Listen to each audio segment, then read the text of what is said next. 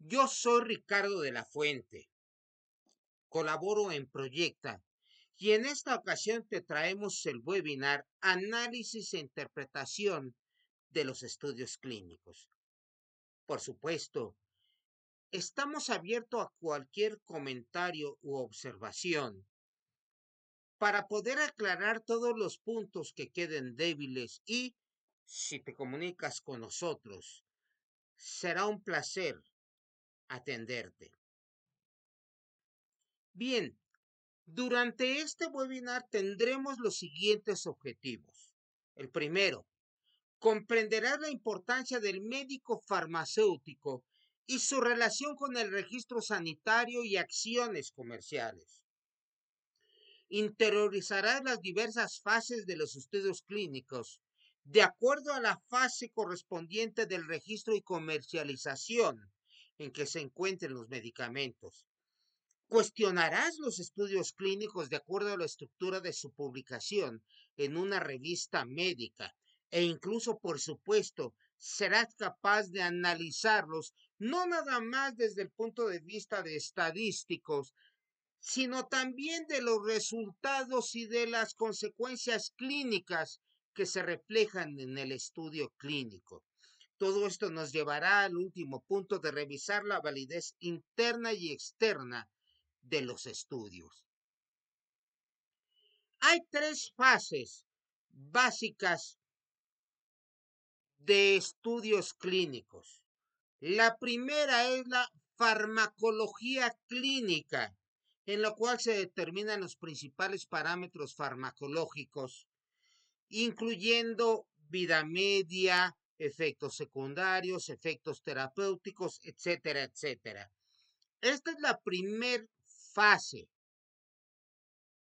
La segunda ya es investigación clínica, o sea, en la primera no era investigación, sino determinar una serie de datos farmacológicos. En la segunda fase ya se trata con pacientes que tienen enfermedad, a lo contrario de la primera fase en la farmacología, en la cual se trata con voluntarios sanos. Pero ya en las fases 2 y 3 ya se trabaja con pacientes. En la fase 2 una ligera cantidad. En la fase 3 ya con mucho más pacientes. La última fase es la fase 4. Esta fase de investigación clínica se relaciona ya al estudio con objetivos de encontrar nuevos padecimientos, ajustes de dosis, asuntos médicos y otro tipo de situaciones. Esta es la fase 4. Incluso hay estudios de farmacovigilancia que se manejan en esta fase 4. Y entonces aquí vemos estas fases. Veremos que en la fase 1 hay estudios de farmacocinética y farmacodinamia con voluntarios sanos. En la fase 2 hay estudios controlados y aleatorizados, o sea, al azar, en pacientes voluntarios. En la fase 3 ya es un ensayo masivo también en pacientes voluntarios. Y en la fase 4 los estudios son controlados y aleatorizados realizados en la fase de post-comercialización, buscando nuevas indicaciones, evaluando aspectos no valorados y sobre todo estudios de farmacovigilancia. Para esto se trabaja con médicos farmacéuticos. El médico investigador clínico o Clinical Research Physician, CRP, son investigadores para las fases 2 y 3. Ellos participan en el diseño y seguimiento de los estudios clínicos en la búsqueda de efectos de medicamentos que son administrados por primera vez en pacientes con el padecimiento objetivo. O ya en la fase 3, cuando los medicamentos son estudiados en estudios clínicos amplios, con frecuencia multicéntricos. Esto es que hay varios centros de investigación. También se evalúa, como en todo estudio clínico, la seguridad y la eficacia. Son estudios claves para el sometimiento del registro a nivel internacional y por supuesto a nivel nacional. Pueden estar apoyados por investigación clínica adicional para generar datos de apoyo en lo que se refiere al costo-eficacia del nuevo medicamento.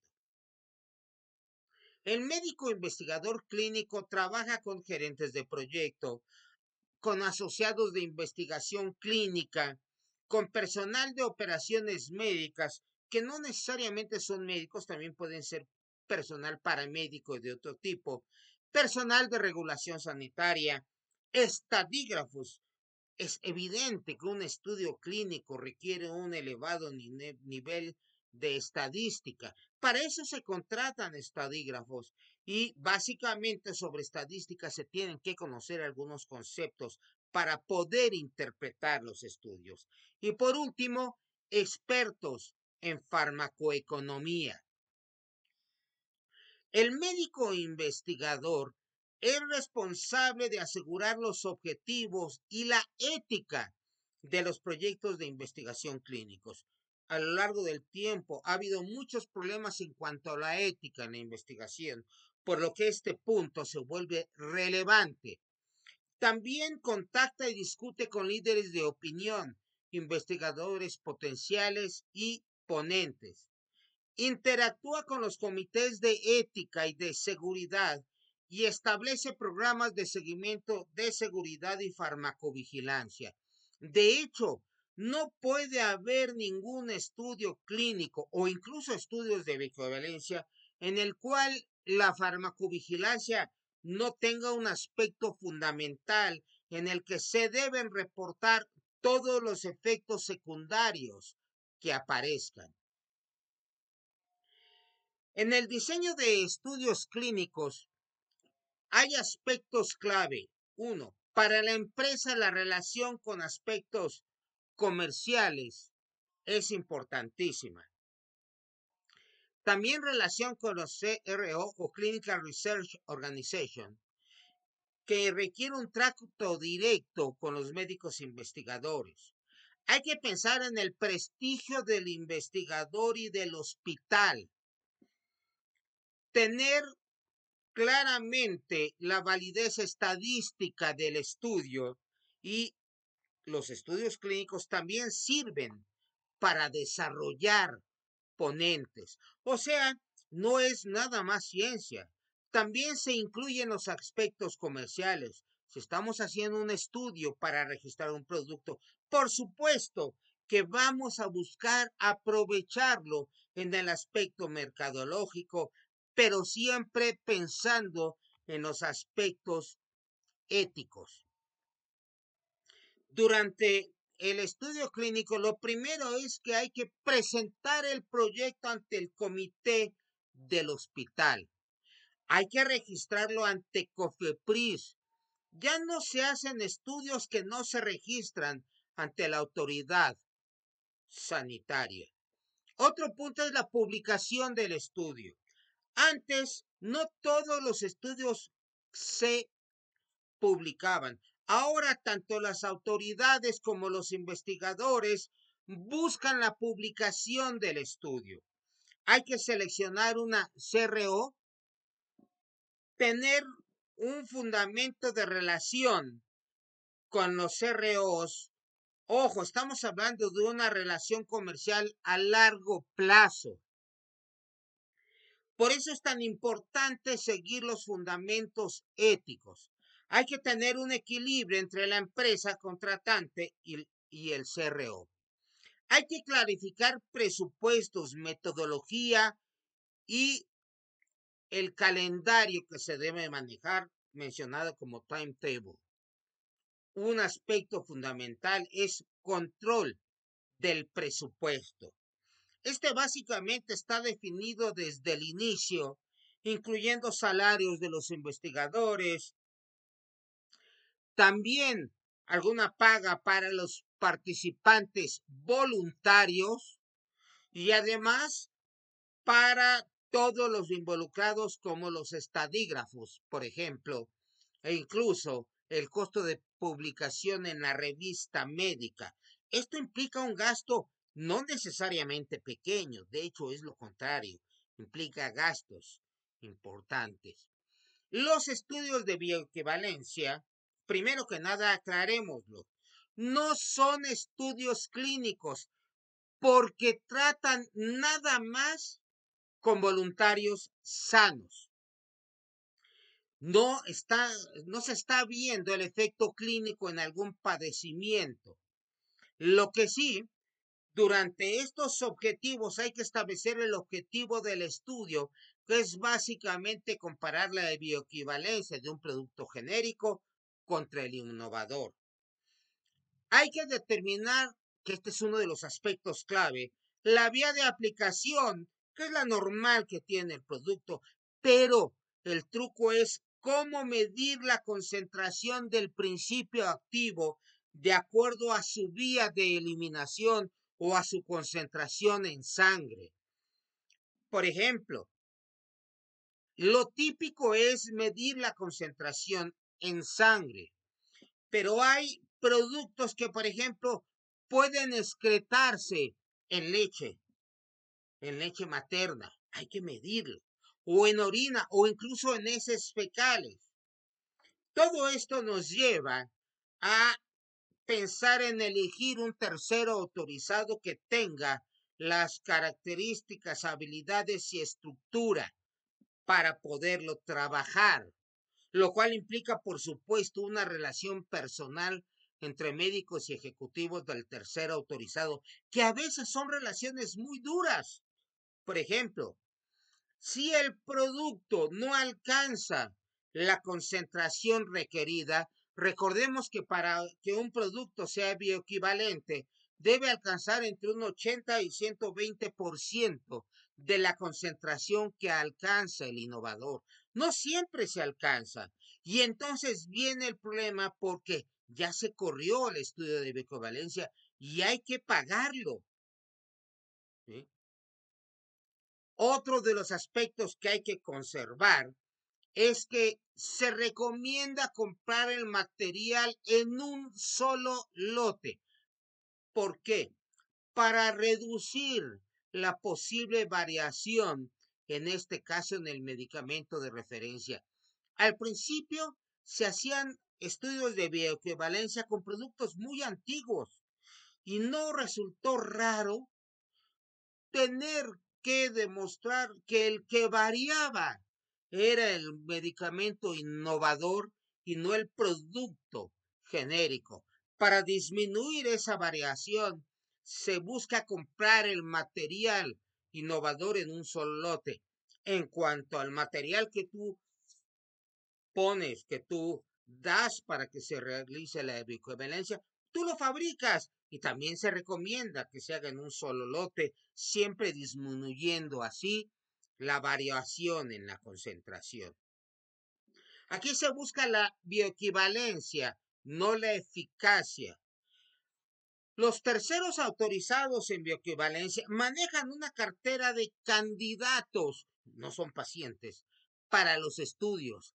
Hay que estar consciente de que los pacientes tienen que descansar un cierto tiempo para poder eliminar cualquier producto que se tenga, para lo cual no se recomienda que pasen menos de 6 meses para un siguiente estudio de bioequivalencia. Recordémonos que a estos pacientes se les paga y entonces es de alguna manera una forma también de tener un ingreso extra para los pacientes. Y entonces hay que evitar que participen en estudios clínicos, incluso con otras agencias de investigación. Cuando una compañía patrocina la investigación, lo más probable es que se obtengan resultados favorables a la empresa patrocinadora, sobre todo cuando son comparativos contra medicamentos similares o iguales de otras empresas. Esto no puede explicarse por la calidad de los métodos reportados en la investigación patrocinada. Ello puede deberse a los comparativos inapropiados o al sesgo de publicación. Las principales revistas médicas, por esta razón, han decidido establecer criterios rigurosos para la aceptación de la investigación patrocinada por la industria, lo que aumenta la credibilidad de los estudios pagados por las compañías farmacéuticas. En la actualidad, la mayor parte de los estudios clínicos son patrocinados por empresas farmacéuticas. Por supuesto, hay algunos otros estudios que no dependen del patrocinio de las farmacéuticas, pero estos son una menor proporción, no porque haya disminuido su cantidad, sino porque aumentó exageradamente la cantidad de investigación que realiza la industria farmacéutica. En cuanto a el tipo de estudios clínicos, los estudios comparativos aleatorios son de 3 tipos, pero olvidemos eso. Realmente solo se manejan estudios clínicos dobles ciegos. ¿Qué es esto de dobles ciegos? Aquellos en los que ni el médico ni el paciente conoce el medicamento que está tomando o a veces cuando se compara contra placebo, si está tomando medicamento o está tomando placebo. Solo los estudios doble ciego eliminan cualquier tipo de sesgo, por lo que son los más científicos. Los estudios de observación ya son diferentes. En general, a mucho mayor tiempo e incluso se incluyen los metaanálisis, pero en esta ocasión no es el tema que estamos viendo y nos vamos a concentrar en los estudios clínicos doble ciego. La definición de un estudio clínico parte de la hipótesis. Después se diseña el protocolo, se realiza el estudio, se analizan los datos y se extraen conclusiones. Aquí lo importante es que la hipótesis nos permite ya tener un patrón contra el cual los resultados se van a comparar. Por ejemplo, la hipótesis puede ser que un producto que se está introduciendo tiene una eficacia similar al producto contra el que se compara. Es una hipótesis. Otra hipótesis, por ejemplo, cuando se realiza un estudio clínico versus placebo, es que el producto, el medicamento va a tener una mayor eficacia que el placebo. Recordemos que el efecto placebo es un efecto realmente muy importante y que nada más por estar en un estudio clínico, aunque sea con placebo, por supuesto el paciente no sabe que le administran placebo, ya el paciente va a tener buenos resultados en alguna baja proporción. Un ensayo clínico mal diseñado no debe hacerse, pero la complejidad que tiene un estudio clínico no debe alcanzar cuotas tales que impidan el desarrollo de nuevos fármacos de interés sanitario. O sea, hay que manejar bien los presupuestos y desarrollar estudios clínicos de cierta complejidad, pero que sean justificables desde el punto de vista del costo. ¿Cuál es la estructura de publicación de un estudio clínico? Implica 5 secciones. Título y resumen, abstract. Introducción, métodos, resultados y discusión. Estas 5 fases deben venir en todo ensayo. Ensayo y estudio se manejan como sinónimos. Entonces, en todo ensayo clínico se deben identificar estas 5 secciones. En la introducción, más allá del título y del investigador, la revista, en la introducción se tocan 2 aspectos, antecedentes científicos y justificación del estudio. Y el segundo punto son los objetivos específicos o la hipótesis a ser comprobada. En cuanto a métodos, se diseña el ensayo. Los participantes es importantísimo. Aquí se define cómo vamos a incluir a los participantes en el estudio. Qué grupos de edad, con qué padecimiento, en qué condiciones, etcétera, etcétera. Siempre habrá filtros. Luego, las intervenciones que se va a administrar, cómo se va a administrar, y vienen después los resultados, que en esos resultados se va a manejar todo lo que se busca, cómo se estableció, con qué parámetros, etcétera, etcétera. Hay que también definir el tamaño muestral. En este sentido, en los métodos, la aleatorización es importantísima. ¿Cómo se maneja el ciego? En algún momento hay que abrir el ciego ya al final del estudio, pero al cegar un estudio quiere decir que ni el médico tratante ni el paciente va a saber qué se administra. Hay que ser muy meticulosos en esta aleatorización. Y finalmente, ¿con qué métodos estadísticos se va a trabajar? Ya hay varios métodos estadísticos que se manejan, que básicamente el estadígrafo es el encargado de desarrollarlo. Luego, en los resultados se va a manejar el flujo de participantes, su reclutamiento, los datos basales, o sea, cuando entra un paciente, se hace un análisis de en qué nivel se encuentran los signos y síntomas. Voy a hablar de, por ejemplo, la presión arterial. ¿Con qué datos de tensión arterial se incorporan? Si estamos hablando de otro tipo de lesión, por ejemplo, para algún producto que se requiere en rash cutáneo, el tamaño y color de las lesiones dérmicas que se tengan. Puede incluso hablarse de algunos parámetros muy especiales como el dolor. El dolor es subjetivo. Sin embargo, durante un estudio clínico tenemos que buscar la forma de objetivizarlo. Lo que se hace es transmitir a números el dolor a través de preguntas. Por ejemplo, del 1 al 10, ¿cómo califica este dolor? Ya con esto se saca un promedio de los datos basales de todas las personas que se incorporaron y se sacan promedios.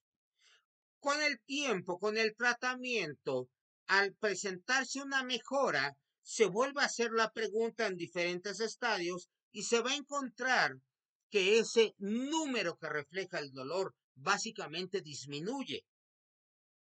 Eso permite hacer algo objetivo, un parámetro que de suyo es subjetivo. Después, con todos estos datos, recordemos, todo tiene que ser medible. Si estás hablando de lo que sea, debe haber números. ¿Cómo se siente del estómago? No, no es cómo se siente del estómago. Dolor, ¿a qué horas hay dolor?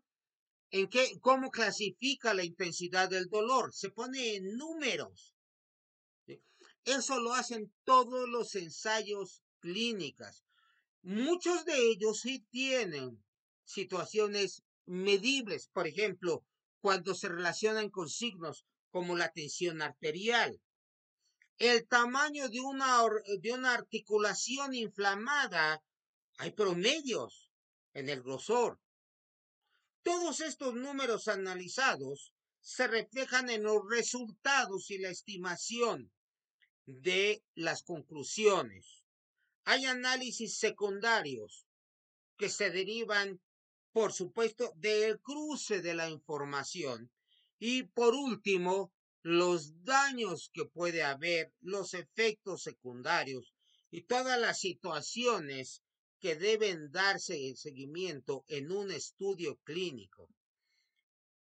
En la discusión, esta parte es muy importante. ¿Qué limitaciones se pueden establecer por el estudio clínico? De acuerdo a este estudio, esto se puede extrapolar a este tipo de población. No puedes extrapolarla tan fácilmente a otro tipo de población. Por eso es que actualmente los estudios fase 4 de farmacovigilancia son importantes, porque ahí podemos analizar un tipo de pacientes que por otro lado generalmente no se incluyen en el inicio en la investigación, como son pacientes geriátricos o niños. Después, esas limitaciones se relacionan también con la generalización. Si yo tengo esta limitación, ¿hacia dónde sí puedo generalizar el estudio clínico? Y hay otra información como el registro, el protocolo y la financiación. La fecha de publicación y la revista son relevantes. Hay muchos aspectos que son relevantes.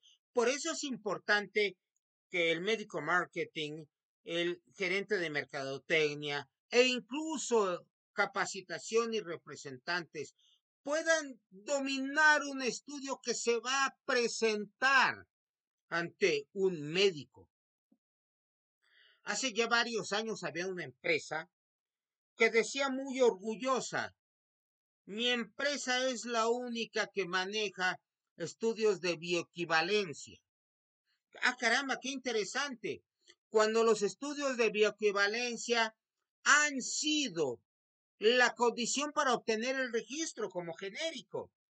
Sin embargo, a veces vendemos aspectos de una manera poco ética.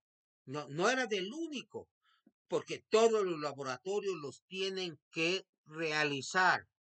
Otra de las situaciones es que a veces con un estudio clínico se busca justificar una indicación diferente a la trabajada en el estudio clínico. O sea, hay que tener mucha conciencia para evitar las prácticas inadecuadas de promoción de medicamentos. Los estudios clínicos pueden apoyar las piezas promocionales, pero hay que analizar las publicaciones para sacarles el jugo. Hay que transcribir los conceptos. Un estudio clínico es técnico. Hay que suavizar los aspectos técnicos para convertirlos en argumentos de ventas que sean interesantes, fundamentados y, toda vez que se hizo el estudio clínico, se convierten en comprobables. Las marcas no se comparan contra genéricos en estudios clínicos. Eso no existe. No tendría razón de ser toda vez que los productos innovadores o de marca tienen las mismas características contra los genéricos. No tendrían por qué analizarse y de hecho no se hace. Todas las marcas o los productos tienen ventajas médicas o mercadológicamente. Sin embargo, un medicamento que tiene varios estudios clínicos contra diferentes principios activos, en diferentes indicaciones, en algún momento va a tener uno que tenga mejores resultados comparado con otro, que en otro estudio clínico a lo mejor sale, imagínense la expresión, sale mejor. Bien, aquí lo importante es que desde el punto de vista estadístico, ¿sí?, haya un efecto clínico, haya acciones clínicas que se reflejen estadísticamente. Importan estudios clínicos actualizados. Hay búsqueda de datos especializados donde hay incluso miles de estudios clínicos que por supuesto hay que invertirle. Esto básicamente lo fabrican, perdón, esto básicamente lo contratan grandes empresas farmacéuticas, generalmente transnacionales, cuya inversión puede tener un buen retorno toda vez que se usan para un gran número de productos. Pero por supuesto, puede haber empresas medianas o pequeñas, incluso transnacionales, que con un solo estudio clínico pueden marcar una diferencia si están bien sustentados académica y técnicamente. El medical marketing, por eso tenemos que relacionarlo con estudios clínicos. Medical marketing es las dos cosas, medical y marketing, porque no es ni nada más médico ni exclusivamente comercial. Al unir ambos enfoques, se generan recursos mercadológicos poderosos con base en conocimientos científicos, sí, pero que también orientan campañas promocionales completas. Por eso una empresa que tenga una área de medical marketing sólida tiene una poderosa fuente de ventaja competitiva que puede adquirirse a través del desarrollo profundo de la condición patológica. Uno tiene que conocer como empresa, como representante, como mercadólogo, como médico, la condición patológica, saber el mecanismo de acción del producto y demostrar explícitamente, no nada más con argumentos de entusiasmo, para eso el representante es muy bueno, pero es mejor si se combina con demostrar objetivamente las ventajas que ofrece el medicamento versus otros medicamentos alternativos. Por último, la validez de un estudio tiene dos tipos de validez, la interna y la externa. La interna se refiere a la adecuación metodológica del diseño y del desarrollo del ensayo, que requiere asignación aleatoria. Sí ha habido estudios con fallas en esta asignación que ya pierden toda validez. Seguimiento exhaustivo de todos los sujetos. Cuando el sujeto se va y no regresa, ahí se pierde. Además, ¿por qué se puede perder un paciente? Por supuesto, en hospitales cuando están internados, esto no va a pasar. Pero en estudios que son ambulatorios, hay que darle un seguimiento, tener bien localizado al paciente y darle seguimiento hasta el final. Hay que hacer el análisis por intención de tratar, ¿sí? Considerando, por supuesto, la asignación inicial de tratamiento. Y esto tiene que revisarse buscando que todo mundo reciba y complete el tratamiento que se planteó. ¿Son válidos los estudios, los resultados del estudio? Se valora la validez del efecto estudiado en el estudio clínico. Se evalúa si los resultados representan la estimación del efecto sin ningún tipo de error sistemático. Como veremos en esta validez del estudio, se habla de la validez que como tal tiene el estudio, no de los resultados, que aunque sí se revisan, se refiere a la detección de los resultados, no al resultado de la comparación, porque eso cae en la validez externa. Se considera adecuado el producto con el que se está comparando. Por ejemplo, si se tiene un padecimiento donde se puede trabajar con un antiinflamatorio y con un antibiótico, los dos pueden dar un cierto tipo de resultados. pero no tendría una validez externa cuando se comparan entre sí. Hay que comparar peras con peras y manzanas con manzanas. También, el tratamiento de control es el adecuado. ¿Cuál es el tratamiento de control? El que pones como referencia, ya sea placebo o el medicamento contra el que estás comparando tu producto. En la validez externa son clínicamente importantes los resultados. Por ejemplo, un estudio clínico que fue bien desarrollado y que puede tener validez interna, puede resultar que si no son clínicamente importantes los resultados, por más validez interna que tenga, esto no se sigue con una validez externa. ¿Se considera adecuado la variable utilizada? ¿Los criterios de inclusión o de exclusión son adecuados? ¿Los resultados pueden ser aplicados directamente a la clínica? O sea, un estudio para que pueda ser aprovechado mercadológicamente necesita tener tanto validez interna como validez externa. Esta gráfica es importantísima.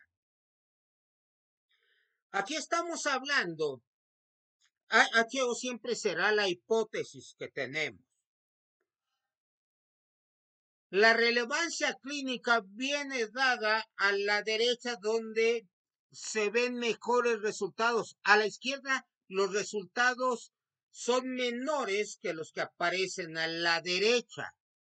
Entonces, este factor estadístico es importante. Por ejemplo, el A tiene una relevancia clínica porque está básicamente dentro de ese límite. Tiene una significancia estadística al 95%, que esto es igual a P.05. La interpretación es que es no concluyente, pero es potencialmente importante. Este es un buen resultado que se puede aplicar comercialmente.